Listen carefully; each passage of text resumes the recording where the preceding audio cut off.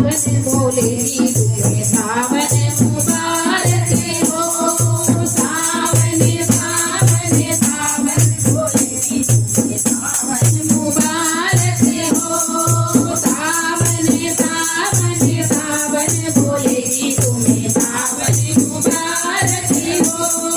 मेरी गलियों में झूले बहुत हैं, मेरी गलियों में झूले बहुत हैं, झूले बहुत हैं, झूले बहुत हैं।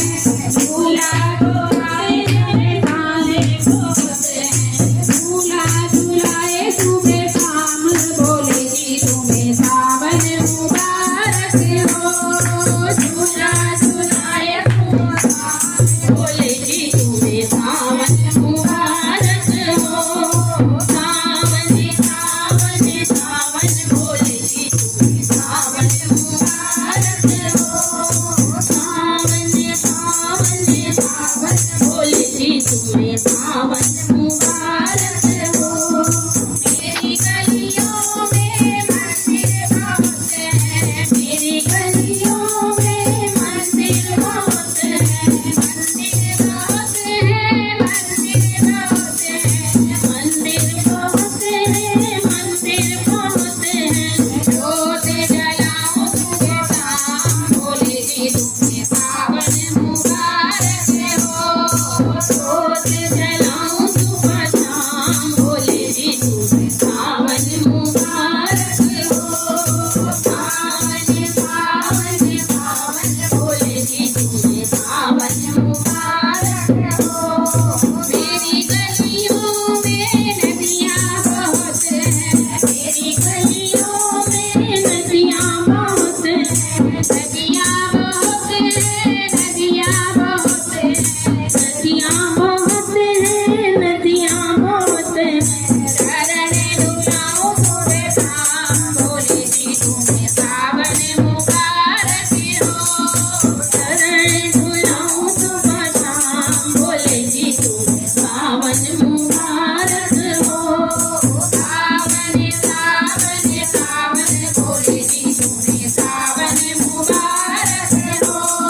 सावन सावन सावन भोले जी तुम्हें सावन मुबारक हो। मेरी गलियों में भांग बहुत है, मेरी गलियों में भांग बहुत है, भांग बहुत है, भांग बहुत है, भांग बहुत है, भांग बहुत है। घोटा लगाओ सुबह शाम भोले जी तुम्हें सावन मुबारक हो।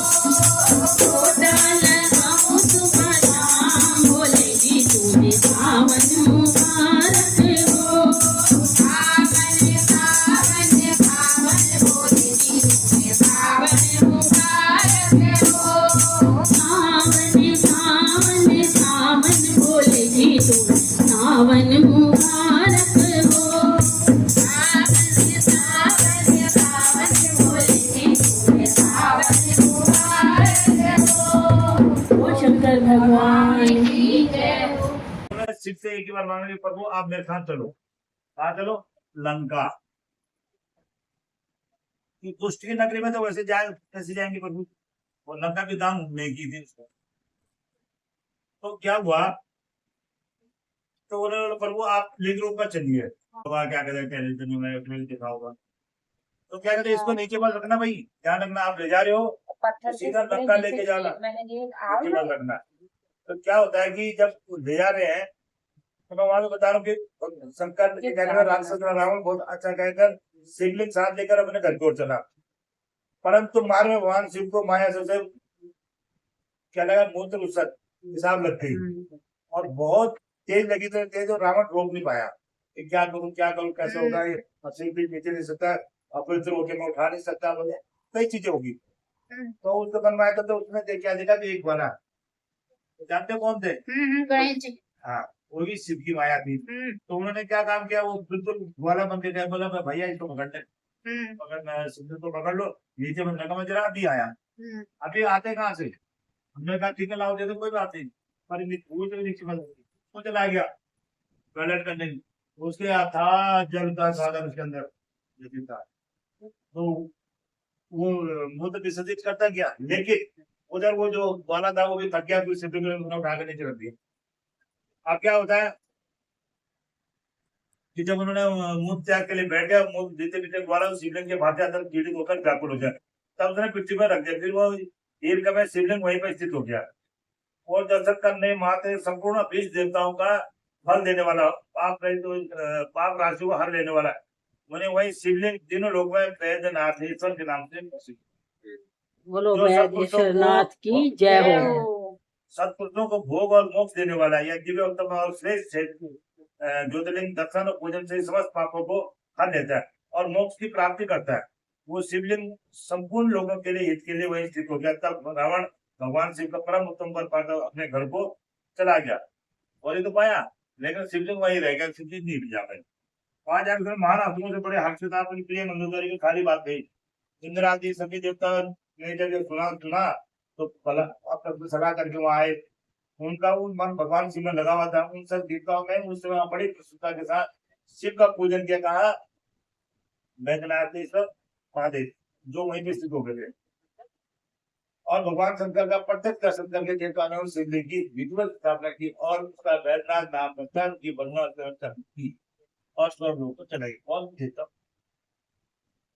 किसी ने कुछ सोची, जब वो शिवलिंग वहीं स्थित हो गया, रावण ने अपने घर चला गया, तब वो कौन सी घटना घटी थी वो बताइए।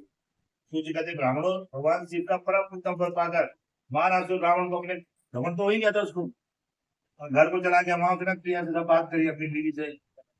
वो अत्यंत आनंद का अनुभव करने लगा। इधर उधर समाचार सुनकर देवता घबरा गए, पता नहीं ये देव द्रोही दुष्ट माधुष ब्राह्मण भगवान शिव के वरदान से फल पाकर क्या करेगा।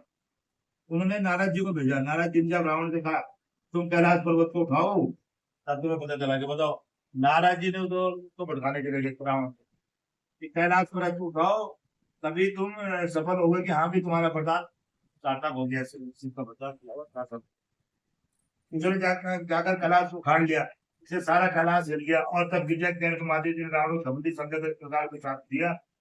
रे दुष्पुत्री ब्राह्मण को अपने बल पर इतना घमंड न कर, तेरी भुजाओं का घमंड दूर करने वाला वीर पुरुष शीघ्र संसार में होगा। ठीक है, तो रावण ने जब क्या की कि जब हिमालय पर्वत को जब बैठे थे ला रहे थे, हम आहू कर मरे हमारे बोला था ना इसलिए रावण ने, तो उसने कहा था कि जा पता चल कलाब तो लेके अपने पता चलेगा। वो क्या उसने उठाया, अहंकारी तो हो गया था, घमंड हो गया था, दूसरी बातों में आने वाला हमेशा जो दूसरे की बातों में आता है वो हमेशा नीचा को ही जाता है। तो धैर्य जो उठाया को उठाया।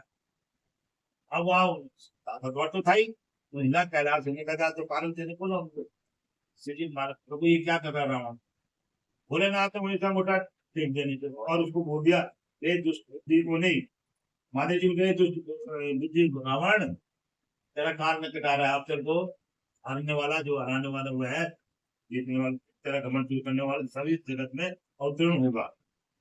और जब वो दल तक से बिलबिलाता रहने तो क्या स्तुति कर रहा है वो